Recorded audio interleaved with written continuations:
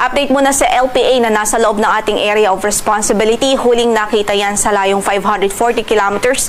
Silangan ho ng Hinatuan, Surigao del Sur. At sa kasalukuyan ng trough nito, nagdudulot na po ng mga pagulan sa silangang bahagi ng Visayas at Mindanao. Base po sa ating latest analysis, itong low pressure area, mababa po yung chance niya mabuo bilang isang bagyo in the next 24 hours. But beyond that period, hindi natin inaalis ang posibilidad na tumaas pa yung chance nito.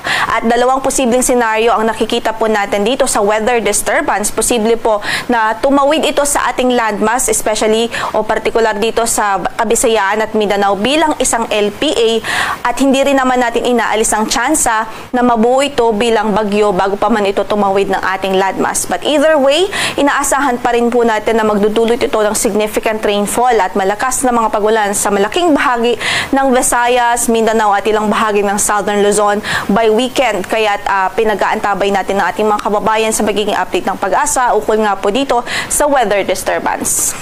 Samantala, yung easterlies patuloy din nagdudulot ng mga pagulan sa Aurora at Quezon at nakakaapekto ito ngayon sa Luzon at Visayas.